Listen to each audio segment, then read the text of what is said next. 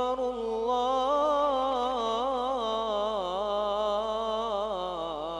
الله أكبر لا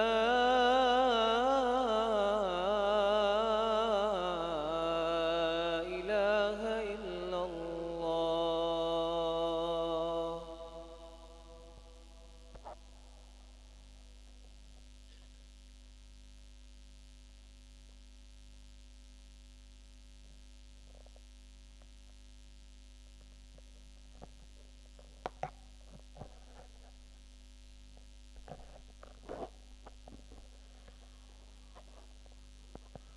الحمد لله نحمده ونستعينه ونستغفره ونؤمن به ونتوكل عليه ونعوذ بالله من شرور أنفسنا ومن سيئات أعمالنا من يهده الله فلا مضل له ومن يضلل فلا هادي له وأشهد أن لا إله إلا الله وأشهد أن محمدا عبده ورسوله. أما بعد فإن خير الحديث كتاب الله وخير الهدي هدي محمد صلى الله عليه وسلم وشر الأمور محدثاتها وكل محدثة بدعة وكل محدثة بدعة وكل بدعة ضلالة وكل ضلالة في النار. أما بعد أعوذ بالله السميع العليم من الشيطان الرجيم. ضرب الله مثلا قرية كانت آمنة مطمئنة يأتيها رزقها رغدا من كل مكان فكفرت بأنعم الله فأذاقها الله لباس الجوع والخوف بما كانوا يصنعون. ہر قسم کی تعریفات اللہ مالک الملک کے لیے ہیں جنہوں نے جنات اور انسان کو حقیقی معنوں میں اپنی پوجا، اپنی بندگی اور اپنی عبادت کے لیے بنایا ہے.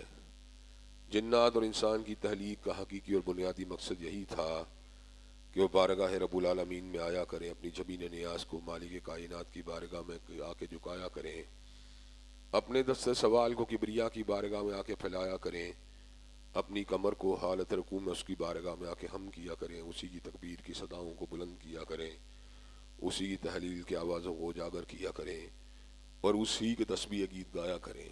چنانچہ ارشاد ہوا وما خلقت الجن والانس الا لیعبدون، اور میں نے نہیں بنایا جنات اور انسان کو مگر اپنی پوجا، اپنی بندگی اور اپنی عبادت کے لیے.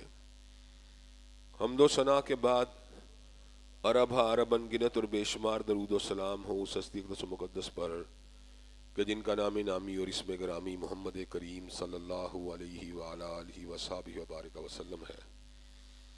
اللہ رب العزت نے کائنات کے امام علیہ الصلوۃ والتسلیم کو اہل کائنات کی ہدایت اور ان کی رہنمائی کے لیے مبعوث فرمایا اور آپ کی ذات بابرکات کے ذریعے اہل کائنات کی ہدایت اور ان کی رہنمائی کا خوب بندوبست فرمایا. اللہ رب العزت نے چونکہ کائنات کے امام علیہ الصلوۃ والتسلیم کی سیرت طیبہ میں طرح طرح کی خصوصیات کو اس لیے ودیت فرما دیا کہ آپ کو کائنات کا آخری ہادی اور آخری رہنما بوجہ وحی کے نزول کے بنایا گیا تھا. اللہ تبارک و تعالیٰ نے اسی کے پر بس نہیں کیا بلکہ آپ کی زندگی میں کوئی صبح ایسی نہیں آئی، کوئی شام اور کوئی رات ایسی نہیں آئی، دکھوں کی کوئی گھڑی عرش و کوئی لمحہ ایسا نہیں آیا جب مالک کائنات نے اپنی تائید کو، اپنی نصرت کو آپ کے شامل حال نہ فرمایا ہو. اور ان تمام باتوں سے بڑھ کر یہ کہ عرض کر اپنے اپنی آخری کتاب حمید کو سید العرب والعجم امام المتقین والابرار حضرت اشرف الانبیاء والمرسلین جناب خاتم النبیین محمد کریم صلی اللہ علیہ وسلم کے قلب اطہر پہ اپنی آخری کتاب حمید کا بھی نزول فرما دیا تھا. یہ کتاب حمید علم کا، حکمت کا، ہدایت کا ایک عظیم الشان سرچشمہ ہے. شفا بھی اس میں ہے اور سعادت بھی اسی میں ہے. اسی کتاب حمید کے ایک انتہائی اہم عنوان جس کا تعلق حضرت رسول اللہ صلی اللہ علیہ وسلم کی ذات اقدس کے ساتھ ہے، اس کے حوالے سے گزشتہ کئی خطبات جمعہ سے اپنی گزارشات کو آپ حضرات کے گوش گزار کرنے کا سلسلہ جاری و ساری ہے. اسی موضوع کو آج بھی آگے بڑھانا تھا، لیکن بعد ایام ایسے ہوتے ہیں کہ جو تاریخ کے اعتبار سے اپنے جلوں میں بہت سی یادوں کے لیے ہوتے ہیں، اور ان ایام کے پر غور و خوض کرنے کے ساتھ انسان کو عبرت اور اللہ تبارک و تعالی کے فرامین کی اہمیت کا بھی احساس ہوتا ہے۔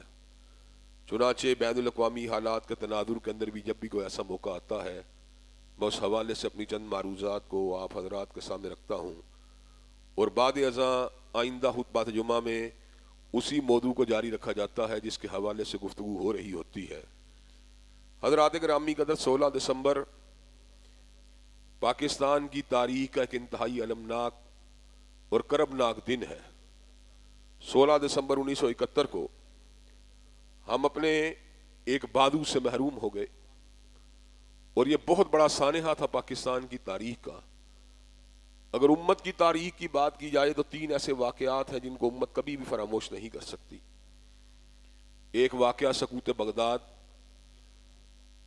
کہ بغداد مسلمانوں کے عروج کی علامت تھا، تہذیب کی علامت تھا، علم کی علامت تھا، ایک مرکز تھا بغداد مسلمانوں کی ہسٹری کے اندر۔ لیکن جب مسلمان جہاد سے دور ہوئے، کتاب اللہ سے دور ہوئے، سنت نبوی شریف سے دور ہوئے، تو پھر چڑھائی کرنے والوں نے بغداد کی اینٹ سے اینٹ بجا دی۔ دجلہ اور فرات کے وہ دریا جو مدت مدید تک مسلمانوں کے عروج کے شاہد رہے، مسلمانوں کے کتب خانوں کی سیاہی کے ساتھ کالے ہو گئے، اور وہ دریا جو مسلمانوں کے عروج کی علامت رہے، مسلمانوں کے خون کے ساتھ رنگین ہو گئے۔ حضرات گرامی قدر، لیکن حالت یہ تھی کہ اس قتل عام کو اور اس علم کشی کو روکنے والا اس وقت کوئی ایک بھی مسلمان جرنیل یا مسلمان حاکم موجود نہ تھا۔ حضرات گرامی قدر، اسی طرح سقوط بیت المقدس کا واقعہ امت کی تاریخ کا ایک انتہائی المناک واقعہ ہے۔ حضرت فاروق اعظم مسلمانوں کے جلیل القدر امیر شہر مدینہ، جو کہ مسلمانوں کا دارالخلافہ تھا، اس کو چھوڑ کر بیت المقدس کی کنجیوں کو لینے کے لیے خود عازم سفر ہوئے، اور اللہ تبارک و تعالیٰ نے بیت المقدس کو مسلمان سلطنت کا حصہ بنا دیا۔ پھر وہ وقت بھی آیا جب یورپ کے عیسائی جرنیلوں نے اور عیسائی بادشاہوں نے مجتمع ہو کر بیت المقدس کے اوپر دھاوا بولا۔ مسلمان ان کے مقابلے سے قاصر رہے، اور ایک مرتبہ پھر بیت المقدس جو تھا مسلمانوں کی تحویل سے نکل کر صلیبیوں کی تحویل میں چلا گیا۔ اللہ تبارک و تعالیٰ نے کچھ اشروں کے بعد مسلمانوں کو ایک جلیل القدر لیڈر عطا کیا، حضرت صلاح الدین ایوبی رحمۃ اللہ علیہ۔ اللہ نے ان کو شام اور مصر کی سلطنت عطا کی، اور اس قدر سادگی اور اس قدر عاجزی کہ ساری کی ساری زندگی صاحب نصاب ہونے کی وجہ سے حج کے بھی قابل نہ ہوئے۔ حضرات گرامی قدر، ایک وقت وہ تھا جب مسلمان حکمران اپنے علم کی وجہ سے، اپنے زور بازو کی وجہ سے، اور اپنے تقوی للہیت کی وجہ سے پہچانے جاتے تھے، اور آج ایک وقت وہ ہے جب اپنے لیوش لائف سٹائل کی وجہ سے، اپنے شاہانہ طرز زندگی کی وجہ سے اور دنیا داری کی وجہ سے آج مسلمان حکمران پہچانے جاتے ہیں۔ حضرت صلاح الدین ایوبی رحمۃ اللہ علیہ نے دوبارہ مسلمانوں کو منظم کیا، اور اللہ تعالیٰ کے فضل و کرم سے صلیبی جنگوں کے اندر بڑی تعداد کے اندر جو صلیبی جنگجو تھے ان کو شکست دے کر ایک مرتبہ پھر بیت المقدس کو مسلمانوں کی سرزمین کا حصہ بنا دیا۔ حضرت صلاح الدین ایوبی رحمۃ اللہ علیہ، آج بھی ان کا نام نامی مسلمانوں کی تاریخ کے اندر چمک رہا ہے، دمک رہا ہے۔ حضرات گرامی قدر، مجھے برطانیہ کے کئی اسفار کے دوران اس بات کا موقع ملا کہ انگریزوں کے کتب خانوں کو دیکھوں، تو جب بھی میں نے تاریخ سے متعلق مضامین کے اوپر مبنی کتابوں کو دیکھا تو ان میں بڑی تعداد میں حضرت صلاح الدین کے اوپر لکھی کتابیں نظر آئیں۔ صلاح الدین کو انگریزی زبان میں کہا جاتا ہے، ان کے اوپر بڑی تعداد میں کتابیں۔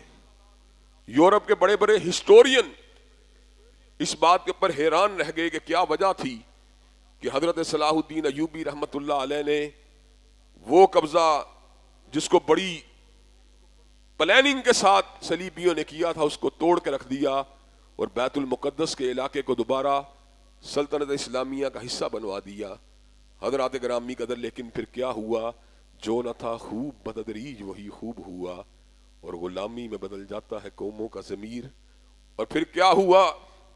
مسلمان حسن پرست بن گئے، زر پرست بن گئے، مسلمان مادہ پرست بن گئے، اور رفتہ رفتہ جو آپ کا 20ویں صدی کا جو پورا کا پورا دور ہے وہ یہودیوں کی الغار کا دور ہے۔ اس کے اندر لاکھوں کی تعداد میں یہودی مائیگریٹ ہو کر ارض مقدس میں آباد ہوتے رہے۔ 1948 کے اندر جبری طور پر اسرائیل کو اس نقشے کا حصہ بنانے کی کوشش کی گئی جہاں پر اس کا کوئی نام و نشان بھی نہ تھا۔ مسلمان خاموش تماشائی بنے رہے، لوگ ان کو اکساتے رہے، ان کو جہاد کا سبق دلاتے رہے، لیکن جب دل اور دماغ اکٹھا نہ ہو انسان کے اندر قوت عمل پیدا نہیں ہو سکتی۔ 1967 میں مسلمان حکمران اپنی سبکی کو دیکھ کر ایک مرتبہ دوبارہ انہوں نے ہمت کی، حوصلہ کیا اور اسرائیل کا مقابلہ کرنے کی کوشش کی۔ 1967 کی اس جنگ میں اردن، مصر، شام اور عراق فرنٹ لائن کے اوپر تھے اور لبنان کی تائید بھی ان کو حاصل تھی، لیکن حضرات گرامی قدر 70,000 میل سے زیادہ، 70,000 مربع کلومیٹر سے زیادہ رقبہ اس جنگ کے اندر اسرائیل نے مسلمانوں سے چھین لیا، اس لیے کہ یہود اپنے نظریے کے اوپر مرتکز تھا، اس کو اپنے نظریے کے اوپر اعتماد تھا، لیکن اس کے مد مقابل مسلمان جو تھے وہ عیش و عشرت، عیش و نشاط کی تصویر بنے ہوئے تھے۔ حضرت علامہ نے بجا طور پہ کہا تھا، تجھ کو بتاتا ہوں تقدیر امم کیا ہے، شمشیر و سنا اول طاؤس و رباب آخر۔ یہ طاؤس و رباب والا مسلمان جو تھا وہ یہود کا مقابلہ کرنے سے قاصر ہو گیا۔ یہود نے مسلمانوں کے بہت سے علاقے اپنی سرزمین کا حصہ بنا لیے، گولان ہائٹ کو شامل کیا، اس کے بعد جناب ویسٹ بینک کو شامل کیا، غزہ کی پٹیوں کو شامل کیا، اور مسلمان ملکوں کے حکمران یہود کے اس قبضے کو دیکھ کر، ان کی اس پیش قدمی کو دیکھ کر بھی خاموش تماشائی بنے رہے۔ حضرات گرامی قدر، اس وقت سے لے کر آج تک بیت المقدس کا علاقہ کسی نئے صلاح الدین ایوبی کا منتظر ہے، لیکن ابھی تک صلاح الدین کا کوئی بیٹا منظر عام کے اوپر نہیں آیا، ابھی تک حضرت فاروق اعظم کا کوئی پیروکار منظر عام کے اوپر نہیں آیا جو مسلمانوں کی کھوئی ہوئی میراث کو ان کو واپس دلا سکے اور کھوئے ہوئے عروج کو واپس دلوانے کے لیے اپنے جملہ وسائل کو صرف کر سکے۔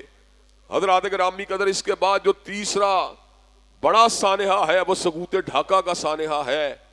ہم برِ صغیر کے سیاہ و سفید کے کئی صدیوں تک مالک رہے، کبھی یہاں پہ غزنویوں نے حکومت کی، کبھی غوریوں نے حکومت کی، کبھی یہاں پہ تغلقوں نے حکومت کی، کبھی خلجیوں نے حکومت کی، کبھی خاندان غلامہ نے حکومت کی، کبھی لودھیوں نے حکومت کی، اور کبھی مغلوں نے حکومت کی۔ حضرات گرامی قدر، کبھی سوچا بھی نہیں تھا کہ انگریز یہاں پر غالب آئے گا اور انگریز اپنے ترکے کے اندر ہندوؤں کی حکومت کو چھوڑ کے جائے گا۔ حضرات گرامی قدر، ایسٹ انڈیا کمپنی بظاہر تو تجارتی کمپنی کے روپ میں آئی، لیکن مسلمان، اللہ تبارک و تعالیٰ اس امت پر رحم فرمائے، ہر دور میں ان میں بکنے والے اور جھکنے والے لوگ رہے ہیں۔ وہ جو سرمایہ کو لے کے آئے تھے، سرمایہ کے ذریعے ضمیروں کو بھی خریدتے رہے اور اسلحے کے زور کے اوپر سرفروشوں کے سروں کو جھکانے کی جستجو بھی کرتے رہے۔ گریٹ مغلز کے دور کے اندر تو برطانوی استبداد اس ملک کے سیاہ و سفید کا مالک نہ بن سکا، لیکن بہادر شاہ ظفر کے دور کے اندر مسلمانوں کی یہ پوزیشن بھی نہ تھی کہ وہ انگریزی مزاحمت کا معمولی سا مقابلہ کر سکتے۔ حضرات گرامی قدر، یہ سب کا سب عروج جو تھا وہ زوال میں تبدیل ہو گیا۔ کیوں تبدیل ہو گیا؟ ضرب اللہ مثلا قریۃ کانت آمنۃ مطمئنہ यातीहा रिस्कुहा रगदम मिन कुल्ली मकान फकफरत बिअन्नुम बिल्लाह। हमने अल्लाह की नेमतों की शुक्रगुजारी नहीं की, हम न शुक्री के रास्ते पे चल निकले, हम नाफरमानी के रास्ते पे चल निकले।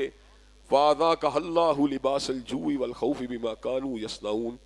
तो अल्लाह तबारक व तआला ने हमारे ऊपर भूख, मुफलसी और खौफ को मुसल्लत कर दिया। हज़रात गिरामी कदर, अंग्रेज अददी अक्सरियत के निज़ाम को लेके आया था। उस अददी अक्सरियत के मुकाबले के ऊपर मुसलमान अपने आप को अकलियत महसूस करते थे।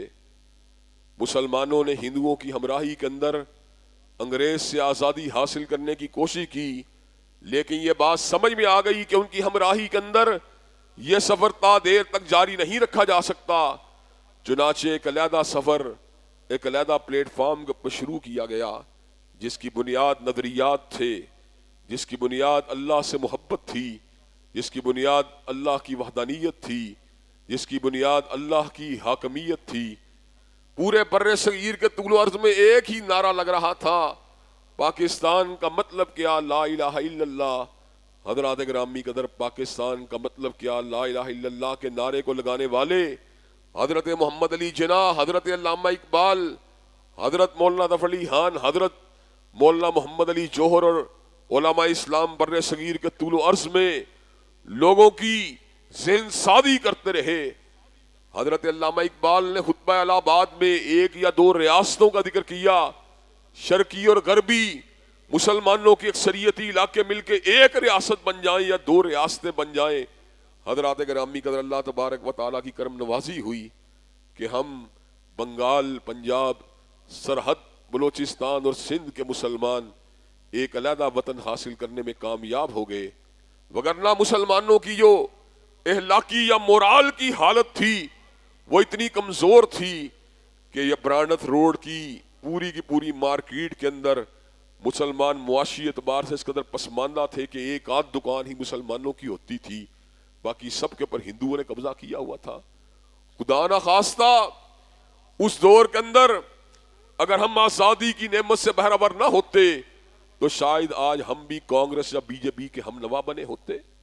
जिस तरह आज का मुसलमान या तहरीक इंसाफ के साथ है या मुस्लिम लीग पीपल पार्टी के साथ है, जहाँ पे दीन की बात आती है, जहाँ पे अल्लाह की हाकमियत की बात आती है, सब मुसलमान जो है चुप साध लेते हैं। अगर उस वक्त हिंदुओं की डोमिनेशन होती तो मुसलमानों की जो हलाकी हालत है या मुसलमानों का जो निज़ाम तरबियत है, उससे इस बात को एक्सपेक्ट करना कि मुसलमान उन जमातों की बजाय इस्लामी जमातों के साथ होते, इस बात के इम्कानात तो बड़े कम नजर आते हैं। अल्लाह ताला का फजल हुआ, हम आज़ाद हुए, लेकिन आज़ादी जिस ला इलाहा इल्लल्लाह की अमलदारी की बुनियाद पे हुई थी, उसमें जहां पर अल्लाह तबारक व तआला के शायर की तनफीस शामिल थी, वहां पर लोगों के हकूक की पासदारी भी शामिल थी। हज़रात गिरामी कदर, किसी एक घर में रहने के लिए अगर 4 भाई रहते हो तो हर एक को उसकी स्पेस देनी चाहिए। अगर आप किसी का गला घूंटेंगे या उसकी स्पेस को स्क्वीज करेंगे तो भाई अपनी बीवी के साथ घर से हर बात कह जाएगा। भाई को आप लाख बुरा कहते रहें, लेकिन आपको वो माहौल तो पैदा करना होगा जिसमें वो भी जिंदगी के साथ आज़ादी के साथ ले सके। हमने सूदी बैंकारी के निज़ाम को खत्म नहीं किया, हमने कैबा घड़ी को खत्म नहीं किया, हमने शराब की भट्टियों को बंद नहीं किया। हज़रात गिरामी कदर, उसके साथ साथ जो हकूक होते हैं किसी कबीले के या किसी कौम के, वो भी उनको मुंतकिल न किए गए।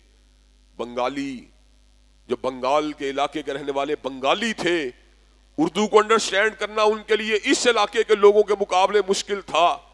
मुतालबा करते रहे कि उर्दू के साथ साथ बंगला को भी सरकारी जुबान का दर्जा दिया जाए। हज़रात गिरामी कदर, ये कॉमन सेंस के ऊपर मबनी मुतालबा, लेकिन इसको पूरा ना किया गया। और बाद अज़ा 70 के इंतहाब में जब अवामी लीग को मैंडेट हासिल हुआ तो बंगालियों को गैर हुक्मरान नस्ल करार देकर उनको जबरी इक़्तिदार से अलहदा किया गया।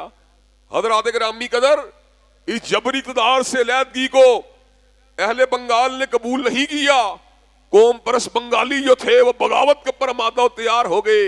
हिंदू अफवाज ने उनके नौजवानों की पूरी सरपरस्ती की। हज़रात गिरामी कदर, जब अक़वाम के दिल में तनफ़ुर आ जाता है तो फिर अफवाज भी جغرافیاؤں کی حفاظت نہیں کر سکتی۔ حضرات گرامی قدر، قوم پرست بنگالی ان کے معاملات اس قدر انگیخت ہو چکے تھے اور اس قدر اس میں اشتعال پیدا ہو چکا تھا کہ 90,000 پاکستانی فوجی وہاں پر موجود ہونے کے باوجود سرزمین بنگال کو پاکستان کے ساتھ اٹیچ نہ رکھ سکے، اور یہ تاریخ اسلام یا تاریخ بر صغیر کا ایک بہت بڑا سانحہ تھا کہ کسی مسلمان فوجی نے اپنے ریوالور کو کسی ہندو یا سکھ فوجی کے سامنے سرنڈر کر دیا ہو۔ حضرات گرامی قدر، یہ سرنڈر جو تھا بڑا ہی تکلیف دہ تھا، اور اس موقع پہ اندرا گاندھی کو یہ بات کہنے کا موقع ملا کہ آج میں نے نظریہ پاکستان کو خلیج بنگال میں غرق کر کے رکھ دیا ہے کہ لا الہ الا اللہ جو اقوام کے اتحاد کی بنیاد ہے، لا الہ الا اللہ جو دھڑوں کو جوڑنے والا نعرہ ہے، لا الہ الا اللہ جو قبائل کو جوڑنے والا نعرہ ہے، آج اس میں ہم نے ایک جو ہے اس کے اندر ہم نے باقاعدہ طور پہ خلا اور شگاف کو پیدا کر دیا ہے۔ آج تقسیم اسلام اور غیر اسلام کی بنیاد پہ باقی نہیں رہی، آج تقسیم کی بنیاد بنگالی اور غیر بنگالی بن چکی ہے۔ حضرات گرامی قدر، وہ مسلمان جن کو یہ کام کرنا چاہیے تھا کہ وہ اس اتحاد کو برقرار رکھنے کے لیے اپنا کردار ادا کرتے، وہ بھی ادھر ہم اور ادھر تم کے نعروں کی نظر ہو گئے۔ حضرات گرامی قدر، بنگال ہم سے جدا ہوا، اور بنگال کی جدائی کے اوپر مسلمان زعماء رہنماؤں نے کس قدر تکلیف کو محسوس کیا۔ مجھے ابھی تک یاد ہے ایک مجلس میں برادر لیاقت بلوچ نے مجھے یہ بات بتلائی کہ میں نے اپنے بھائی کو، بڑے بھائی کو یہ بات بتلائی کہ اطلاعات آ رہی ہیں کہ مشرقی پاکستان آج بنگال بن چکا ہے، تو اس موقع پہ میرے بھیا نے میرے منہ پہ تھپڑ رسید کر دیا۔ حضرات گرامی قدر، حضرت علامہ شہید، ان کے الفاظ اس وقت بڑے ہی دردناک تھے۔ آپ نے کہا ہم نے پونا کو چھوڑا، پٹنہ کو چھوڑا، کھلنا کو چھوڑا، راسکماری کو چھوڑا ہے، ہم نے چٹاگانگ میں ایشیا کی سب سے بڑی عیدگاہ کو چھوڑا ہے۔ آپ نے الفاظ کہے کہ آئی ڈھاکہ کی مسجد بیت المکرم اپنی ماں کعبۃ اللہ کو کہہ رہی ہوگی، اے میری ماں، آج مجھ کو تیرے رکھوالے اغیار کے حوالے کر کے بھاگ نکلے ہیں۔ حضرات گرامی قدر، یہ بہت بڑا عالمناک سانحہ تھا۔ دینی جماعتوں کے قائدین نے اس کو برج اپ کرنے کے لیے بڑی کوششیں کی، لیکن افسوس کہ یہ کوششیں ان کے اندر ایک تاخیر ہو چکی تھی، اور جو سیاہ و سفید کے مالک تھے، جو پالیسی ساز تھے، وہ درد مند نہ تھے، ان کو بنگالیوں کو ساتھ رکھنے دلچسپی نہ تھی۔ قوم پرست بنگالی غالب آئے، اور حضرات گرامی کا ظلم کی بات یہ ہے کہ کئی اشروں تک ان لوگوں سے انتقام لیا جاتا رہا جو لوگ سرزمین پاکستان کو دین و مذہب کی بنیاد پہ یکجا رکھنا چاہتے تھے۔ ملا عبد القادر شہید ہوں یا پروفیسر اعظم ہوں یا دیگر بہت سے دینی اور جماعت اسلامی اور دیگر جماعتوں کے رہنما ہوں، ان کو پاب جولا بھی ہونا پڑا، پس دیوار زندہ بھی جانا پڑا، ہلکا ہائے زنجیر کا اسیر بھی بننا پڑا۔ لیکن حضرات گرامی قدر، ظلم ظلم ہوتا ہے، جب ظلم اپنی انتہا کو پہنچتا ہے تو اللہ تبارک و تعالیٰ اس ظلم کے خاتمے کے سامان کو بھی پیدا کر دیتے ہیں۔ جب فرعون اپنے ظلم کی انتہا کو پہنچا تو اللہ نے جناب موسیٰ کو پیدا کیا، جب نمرود اپنے ظلم کی انتہا کو پہنچا تو اللہ نے سیدنا ابراہیم کو بھیجا۔ حضرات گرامی قدر، جب شیخ مجیب الرحمن کے بعد اس کی بیٹی حسینہ واجد نے سینکڑوں علماء کے خون کو پی لیا تو بنگال کے نوجوانوں نے اس بات کا فیصلہ کر لیا کہ ڈو اور ڈائے، ایک راستے کو اختیار کرنا ہوگا۔ ہم اس ہزیمت کو اور اس ظلم کو زیادہ دیر برداشت نہیں کر سکتے۔ حضرات گرامی قدر، دیوانہ وار دین کی محبت رکھنے والے لوگ نکلے، اور اللہ تعالیٰ کے فضل و کرم سے اس سال یہ خوشخبری سننے کو ملی کہ حسینہ واجد کے اقتدار کا سورج ڈوب چکا ہے، اور دین سے محبت کرنے والے بنگالی دوبارہ وہاں پر غالب آ چکے ہیں۔ اور انشاءاللہ اہل بنگال نے جہاں پر اہل پاکستان کے ساتھ خوبصورت اور مضبوط مراسم کو دوبارہ شروع کیا ہے، یہ بڑی حوصلے اور امید والی خبریں ہیں۔ وہیں پر ہمارے لیے بھی خوشکن خبر یہ ہے کہ مجھے بھی بنگال کے دوستوں نے فروری میں بنگال آنے کی دعوت دی ہے. انشاءاللہ وہاں پر جا کر ان سے بھی دوبارہ دین کی بنیاد کے اوپر محبت کا اظہار کیا جائے گا. یہ سٹوری تو بنگال کی تھی، لیکن حضرات گرامی قدر پاکستان کا کیا بنا؟ کیا سن 70 کے بعد ہم نے اپنی غلطیوں سے سبق کو حاصل کیا؟ کیا ہم نے سودی بنکاری نظام کو ختم کیا؟ کیا ہم نے کہبہ گری کے اڈوں کو ختم کیا؟ کیا ہم نے شراب کی بھٹیوں کو ختم کیا؟ کیا ہم نے قومیت اور علاقے کی بنیاد کے اوپر سیاسیات کو اپنانے کی بجائے دینیات کی بنیاد کے اوپر اللہ کی حاکمیت کے نعرے کو بلند کیا؟ حضرات گرامی قدر نہیں، ہم دوبارہ اسی ڈگر کے اوپر رہے. ہم دوبارہ کبھی قوم پرستی میں مبتلا ہوتے رہے. ہم دوبارہ کبھی جو تھے علاقائی عصبیت کی باتیں کرتے رہے. ہم دوبارہ کاروبار اور پیٹ کی بنیاد کے اوپر سیاسیات کی بات کرتے رہے. حضرات گرامی قدر معیشت کی بہتری کا نعرہ کئی مرتبہ لگایا جا چکا ہے اور کئی مرتبہ اس نعرے کی بنیاد کے اوپر قوم کو بے وقوف بنایا جا چکا ہے. معیشت کی بہتری بہت بڑی بات ہے، لیکن اس رزق سے موت اچھی جس رزق سے آتی ہو پرواز میں کوتاہی.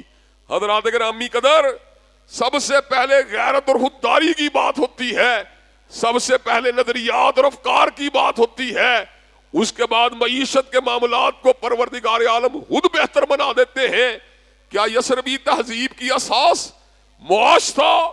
کیا یثربی تہذیب کی اساس معاشی ترقی تھی؟ کیا یثربی تہذیب کی اساس مادی ترقی تھی؟ نہیں، ایسا نہیں تھا. بلکہ کتنی خوبصورت بات کہی گئی، ہاتھ میں تلوار ہو اور دل میں ہو خوف خدا. ہاتھ میں تلوار ہو اور دل میں ہو خوف خدا. یثربی تہذیب کتنی دل نشیں اور سادہ ہے. حضرات گرامی قدر ہم نے اس تہذیب یثرب کے گلے کو گھونٹا اور آج ہم اس بات کی توقع کرتے ہیں کہ مالک کائنات جو ہے وہ اپنی رحمتوں کو ہمارے اوپر نازل کر دے. مالک کائنات کی رحمت یقیناً نیکوکاروں کے قریب ہے. ان رحمت اللہ قریب من المحسنین. ان رحمت اللہ قریب من المحسنین. بے شک اللہ کی رحمت نیکوکاروں کے بڑے ہی قریب ہے، لیکن ان کے قریب نہیں ہے جو بغاوت کے راستے پہ چلنے والے ہیں. حضرات گرامی قدر کیا ہمارے چلن کے اندر اللہ تبارک و تعالیٰ کے احکامات کے اوپر چلنے کا داعیہ اور جذبہ موجود ہے؟ حضرات گرامی قدر ہم بھی پلے کی بات کرتے ہیں، ہم بھی تھڑے کی بات کرتے ہیں، ہم بھی وزن کی بات کرتے ہیں. وہ حق کہاں پر ہے؟ حق اکثریت اور اقلیت کا محتاج نہیں ہوتا. حق ہوتا ہے. حق کے پر کاربند ہونا ہر صاحب حق کی اور ہر حق کی پیروی کرنے والے کی ذمہ داری ہوتی ہے. حضرات گرامی قدر اگر آج ہماری قوم حق پرستی والے جذبات کو اپنے دل میں جگہ دے دے تو اللہ کے فضل و کرم سے پاکستان کے حالات اور پاکستان کے معاملات بھی نہایت احسن انداز میں سنور سکتے ہیں. حضرات گرامی قدر معیشت کے مسائل کا حل سود میں نہیں ہے. معیشت اور معاشی ابتری کا حل جو ہے در حقیقت زکوٰۃ، صدقات اور حلال کاروبار میں پناہ ہے.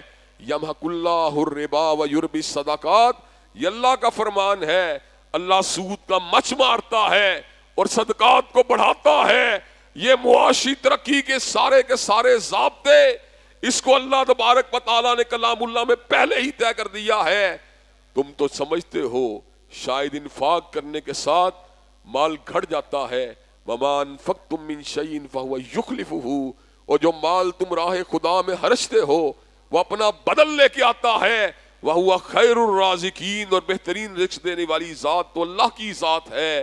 حضرات گرامی قدر فَقُلْتُ اسْتَغْفِرُوا رَبَّكُمْ إِنَّهُ كَانَ غَفَّارًا، اگر تم توبہ کے طلبگار ہو اور مغفرت تمہارا شعار ہو، يُرْسِلِ السَّمَاءَ عَلَيْكُمْ مِدْرَارًا، وہ تمہارے اوپر خوب فراواں بارشوں کا نزول کرے گا. وَيُمْدِدْكُمْ بِأَمْوَالٍ وَبَنِينَ، تمہیں مال بھی دے گا، تمہیں بیٹے بھی دے گا. وَيَجْعَلْ لَكُمْ جَنَّاتٍ وَيَجْعَلْ لَكُمْ مَنْہَارًا، تمہارے لیے باغات کو بھی آباد کر دے گا، تمہارے لیے دریاؤں کو بھی رواں فرما دے گا. لیکن تم کون ہو؟ تم باغی، تم اللہ تبارک و تعالیٰ کی نعمتوں کی ناشکریاں کرنے والے، تم اسراف و تبذیر کے خوگر، تم اللہ تبارک و تعالیٰ کی آیات کو جھٹلانے والے، تم ضرورت کے مطابق دین پہ عمل کرنے والے، اور جہاں پر کوئی بات بھوجل ہو اس کو چھوڑ دینے والے، تم اپنی مرضی کے ساتھ حق اور باطل کا تعین کرنے والے، جب تمہارے میں اتنی خرابیاں ہیں تو پھر سوچنے کی بات یہ ہے اللہ تبارک و تعالیٰ کی رحمت جو ہے اسے کیا ضرورت ہے تمہارے اوپر برسنے کی۔ ایک بات یاد رکھیے، اللہ تبارک و تعالیٰ کی نعمتیں اور اللہ کا فضل جو ہوتا ہے وہ اقوام سے بغیر وجہ کے نہیں روٹھا کرتا۔ ذالک بأن اللہ لم یکن مغیرا، ذالک بأن اللہ لم یکن مغیرا نعمتا انعمها علی قوم حتی یغیروا ما بانفسہم۔ اللہ کسی قوم سے اپنی نعمت کو نہیں چھینتا یہاں تک کہ وہ خود نہ شکریہ کر کے نعمت کو چھین جانے کا، نعمت کے چھین لینے کے جواز کو پیدا نہ کرے۔ حضرات گرامی قدر، آج بھی ہمارے ملک میں عدل و انصاف کے حوالے سے بہت سے لوگوں کو تحفظات ہیں۔ کبھی ایک پارٹی کے بسر اقتدار آنے پہ دوسری پارٹی چیختی ہے، کبھی دوسری اقتدار آنے پہ پہلی چیختی ہے کہ مینیڈیٹ کو چوری کر لیا گیا۔ اسی مینیڈیٹ کی چوری کے احتجاج کے دوران ذوالفقار علی بھٹو جو تھے وہ بھی تحت دار کے اوپر چڑھ گئے۔ یہ ابھی سسٹم جو ہے جاری و ساری ہے۔ حضرات گرامی قدر، اللہ نے کیا کہا؟ ان اللہ یامر بالعدل والاحسان، اللہ تمہیں حکم دیتا ہے، عدل کا حکم دیتا ہے، احسان کا حکم دیتا ہے۔ احسان اور عدل زندگی کے جملہ معاملات میں ہونا چاہیے، سیاسی معاملات ہوں یا انتخابی معاملات ہوں، ان میں انصاف کی پوری عملداری ہونی چاہیے۔ اسی طرح اگر کسی نے قانون شکنی کی ہے، کوئی بڑا ہو یا چھوٹا ہو، اس کو بھی قانون کے کٹہرے سے گزرنا ہوگا۔ اللہ تبارک و تعالیٰ کے حبیب کے پاس سیدہ فاطمہ الزہرا، ان کے نام نامی کے حوالے سے یہ بات احادیث طیبہ میں آئی ہے کہ بنو مخزوم کی ایک عورت، اس کے حوالے سے آپ کی بارگاہ کے اندر سفارش کی گئی تو حضرت آقا نے اپنی لہت جگر کا نام لے کے کہا تھا، لو ان فاطمہ بنت محمد سرقت لقطعت یدہا، اگر محمد کا قلب اطہر، خدیجہ کا لہت جگر، علی کا نور نظر اور حسن و حسین کی مادر محترم سیدہ فاطمہ بھی چوری کرے اس کے بھی ہاتھ کو کاٹ ڈالوں گا۔ وہ عدل کہاں پر ہے؟ وہ طریق انصاف کا عدل نہیں بلکہ مصطفیٰ کا عدل ہے۔ حضرات گرامی قدر، آج ہماری قوم کو اسی چیز کی ضرورت ہے۔ اللہ تبارک و تعالی ہمیں بچے ہوئے پاکستان کو سنوارنے اور سلجھانے کے لیے کتاب و سنت کے مطابق عمل کرنے کی توفیق دے۔ وآخر دعوانا الحمدللہ رب العالمین۔ الحمدللہ نحمدہ ونستعینہ ونستغفرہ ونؤمن بہ ونتوکل علیہ ونعوذ باللہ من شرور انفسنا ومن سیئات اعمالنا، من یہدہ اللہ فلا مضل لہ ومن یضلل فلا ہادی لہ، واشہد ان لا الہ الا اللہ واشہد ان محمدا عبدہ ورسولہ۔ اما بعد فإن خیر الحدیث کتاب اللہ وخیر الہدی ہدی محمد صلی اللہ علیہ وسلم، وشر الامور محدثاتها وکل محدثۃ بدعہ وکل بدعۃ ضلالہ وکل ضلالۃ فی النار۔ حضرات گرامی قدر، آزادی بہت بڑی نعمت ہے۔ اس نعمت کا جتنا بھی شکریہ ادا کیا اتنا ہی کم ہے۔ آزادی کی قدر و قیمت پوچھنی ہے تو ہندوستان کے ان مسلمانوں سے پوچھئے کہ جن کی بڑی تعداد کو عید الاضحیٰ کے موقع پر فقط بچڑے کو قربان کرنے کی وجہ سے ذبح کر دیا جاتا ہے۔ اگر آپ نے آزادی کی قدر و قیمت کو پوچھنا ہے تو ڈاکٹر ذاکر نائک سے پوچھئے جس کو فقط دین سے محبت کی وجہ سے ہجرت کرنی پڑی۔ اگر آپ نے آزادی کی قدر و قیمت کو پوچھنا ہے تو ان لوگوں سے پوچھئے جن کو فقط دین اور اسلام سے محبت کی وجہ سے ابتلاؤں اور اذیتوں کا دنیا بھر کے اندر نشانہ بنایا جاتا ہے۔ ہندوستان کا مسلمان آج بڑا ہی پریشان ہے۔ سکھ اور ہندو بدگماش نوجوان لڑکے ان کی لڑکیوں کو جبرن اور ورغلا کر ان سے شادیاں کر لیتے ہیں، لیکن قانون ان کی حفاظت کے لیے تیار نہیں ہوتا۔ پاکستان کے حالات اللہ کے فضل و کرم سے ان ممالک کے مقابلے بہت بہتر ہے، لیکن اس کے باوجود بھی بہت سی باتیں توجہ طلب ہے۔ بینکوں میں سودی لین دین ہے جو اللہ اور اس کے رسول کے علیہ جنگ کے مترادف ہے۔ اسی طرح بڑے ہوٹلوں میں شراب اور نشہ آور اشیاء ان کی ٹریڈنگ ہو رہی ہے۔ ملک بھر میں چکلے کھلے ہوئے ہیں۔ اسی طرح عدالتی نظام اور سیاسی نظام میں بے اعتدالیاں موجود ہیں. من پسند لوگوں کو آگے لانے کا نظام اور حشامت کرنے والوں کو پروموٹ کرنے کا نظام ہر انتخاب میں مختلف فریقوں کے حوالے سے سامنے آتا رہتا ہے. جس فریق کو چن لیا جاتا ہے اس کا مخالف فریق دھاندلی کے نعرے لگاتا ہے، اور جس کو نظر انداز کر دیا جاتا ہے وہ مظلومیت کی علامت بن جاتا ہے. جس کو نواز دیا جاتا ہے وہ اسٹیبلشمنٹ کے گن گانے والے بن جاتا ہے. ملک کے معاملات کو بہتر بنانے کے لیے عدل کی، انصاف کی اور سیاسی اعتبار سے جو کسی کا حق بنتا ہے اس کو دینے کی ضرورت ہے. اس کے ساتھ ساتھ ملک کے جملہ اداروں، چاہے وہ فوج ہو، پولیس ہو، ہمارے کورٹس ہوں، ان کی بھی انٹیگریٹی اپنی جگہ پہ برقرار رکھنا یہ مسلمانوں کے لیے بڑا ہی ضروری ہے. کسی بھی ادارے کا مطلقاً طور پہ تلف ہو جانا یہ مملکت کے لیے انتہائی نقصان دہ ہے. اس سے ریاست ایک بنانا ریاست کی شکل اختیار کر جائے گی. حضرات گرامی قدر، لیکن ان تمام باتوں سے بڑی اور اہم ترین بات یہ ہے کہ دستوری، اصولی، قانونی اور مدلل جدوجہد اللہ تعالیٰ کے دین کے غلبے کی جاری و ساری رہنی چاہیے. ہمیں اس چیز سے غرض نہیں ہونی چاہیے کہ حکمران یا عوام کس حد تک ہماری بات پہ توجہ دیتے ہیں. ہمارا فوکس اس چیز پہ ہونا چاہیے کہ ہم حق بات کا ابلاغ کرتے رہیں. اللہ تبارک و تعالیٰ جب چاہے لوگوں کے دلوں کو بدل سکتا ہے. اللہ کے فضل و کرم سے قرآن و سنہ موومنٹ کا نیٹ ورک پورے پاکستان میں انتہائی متحرک ہے. ابھی اللہ کے فضل و کرم سے بدھ کے روز بہت ہی کامیاب ترین دورہ فیصل آباد ہوا، جس کو ڈاکٹر طاہر مصدق صاحب جو وہاں پہ قرآن و سنہ موومنٹ کے چیئرمین ہیں وہ لیڈ کر رہے تھے، اور بڑے ہی انہوں نے منظم انداز میں پروگراموں کا انعقاد کیا. اسی طرح گجرانوالہ کے اندر، راولپنڈی کے اندر، شہوپورہ کے اندر، لاہور کے اندر اور پاکستان کے دیگر مقامات پہ، کراچی میں اور اٹک میں، پشاور میں، ہر جگہ پر اللہ کے فضل و ساتھی دوست کام کر رہے ہیں. میں آپ سے اس بات کی توقع اور امید رکھتا ہوں کہ اس تحریک کا مرکز لارنس روڈ ہے. آپ تمام دوست جو جہاں پہ جمعہ پڑھنے آتے ہیں، نمازوں کو ادا کرنے آتے ہیں، آپ کو بھی اس دستوری، قانونی اور پرامن تحریک کو پروموٹ کرنے کے لیے، فروغ دینے کے لیے بھرپور انداز سے اپنی ذمہ داریوں کو نبھانا چاہیے. اللہ تبارک و تعالی ہم سب کو دین کی اقامت اور دین کے غلبے کے لیے اپنا کردار ادا کرنے کی توفیق دے. ان اللہ یامر بالعدل والاحسان وایتاء ذی القربی وینہی عن الفحشاء والمنکر والبغی. سبحان ربک رب العزۃ عما یصفون والسلام والمرسلین والحمد للہ رب العالمین.